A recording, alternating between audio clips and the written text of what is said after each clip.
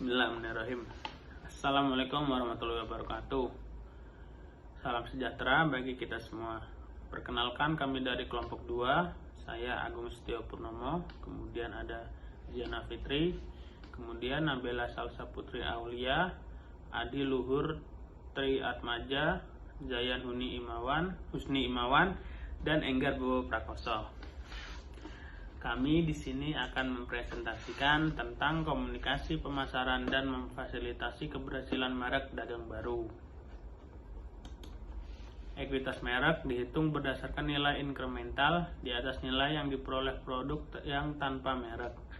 Ekuitas merek didapatkan dari posisi pasar, strategi merek bersangkutan, dan customer trust terhadap mereka tersebut. Trust ini kemudian menciptakan jalinan relasi antara merek dan pelanggan, sedemikian rupa sehingga dapat mengurangi resiko pembeli dan dorongan. Terciptanya merek, loyalitas merek, dan kesediaan untuk mempertimbangkan produk baru yang ditawarkan perusahaan dengan nama merek yang disama di kemudian hari.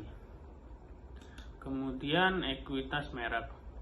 Ekuitas merek adalah nilai tambah yang diberikan pada produk dan jasa.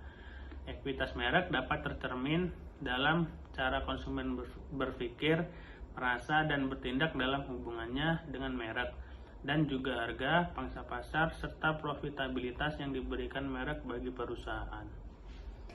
Ekuitas merek berdasarkan satu perspektif perusahaan. Berdasarkan sudut pandang perusahaan, berfokus pada peluasan hasil dari upaya untuk meningkatkan nilai merek bagi pemegang sahamnya. Semakin nilai atau ekuitas sebuah merek meningkat, berbagai hasil positif akan dihasilkan. 2. Perspektif pelanggan. Dilihat dari perspektif pelanggan, berarti kekuatan merek terletak pada apa yang dilihat, dibaca, didengar, dipelajari, dipikirkan, dan dirasakan pelanggan tentang merek sepanjang waktu. Kesadaran merek.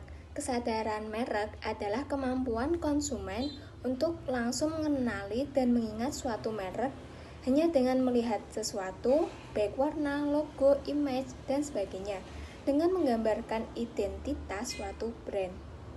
Strategi branding dan meningkatkan kesadaran akan merek sebuah produk tertentu, maka akan mendatangkan reaksi dan feedback yang besar untuk perusahaan.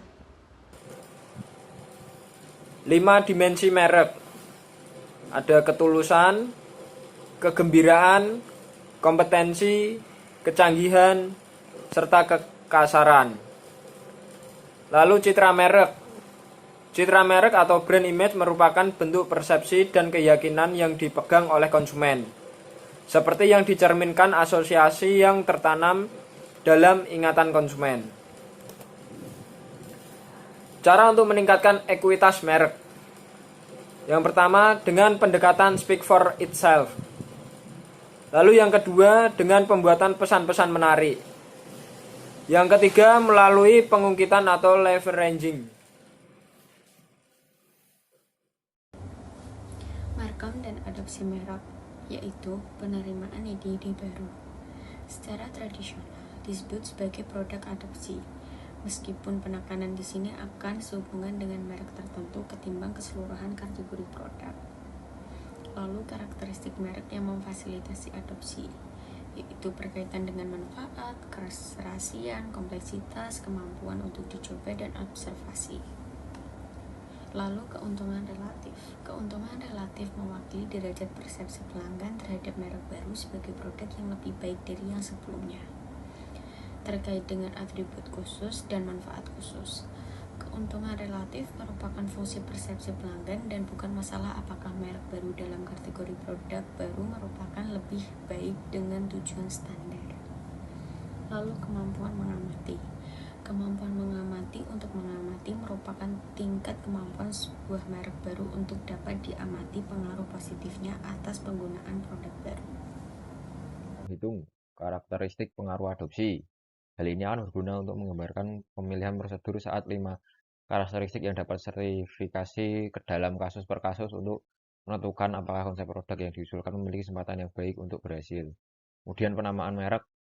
Merek penamaan melibatkan proses yang agak mudah sebagaimana ditentukan oleh survei terhadap lebih dari 100 manajer produk dan merek yang memiliki kedua produk B2C dan B2B. Kemudian peran logo.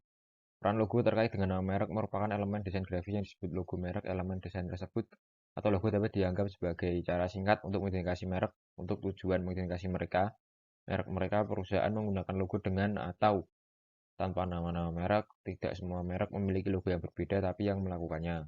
Logo yang baik yang pertama diakui dengan mudah, yang kedua menyampaikan pada dasarnya arti yang sama kepada kedua anggota sasaran, yang ketiga membangkitkan perasaan positif. Pengemasan merupakan sistem terkoordinasi untuk menyiapkan barang menjadi siap untuk ditransportasikan, didistribusikan, disimpan, dijual, dan dipakai. Adanya wadah atau pembungkus dapat membantu mencegah atau mengurangi kerusakan, melindungi produk yang ada di dalamnya, melindungi dari bahaya pencemaran serta gangguan fisik yang biasanya gesekan, benturan, getaran. Kesimpulan, konsep ekuitas merek digambarkan sebagai nilai pada sebuah merek yang dihasilkan dari kesadaran nama merek yang tinggi, serta asosiasi kuat, baik dan mungkin unik yang dimiliki konsumen dalam memori mereka mengenai merek-merek tertentu. Upaya-upaya Markom memainkan peran penting dalam meningkatkan ekuitas merek. Ekuitas yang meningkat dan meningkatkan loyalitas merek, meningkatkan pangsa pasar, membedakan merek tersebut dari tawaran-tawaran kompetitif lainnya, dan memungkinkan penetapan harga yang secara relatif tinggi. Sekian presentasi dari kami. Wassalamualaikum warahmatullahi wabarakatuh.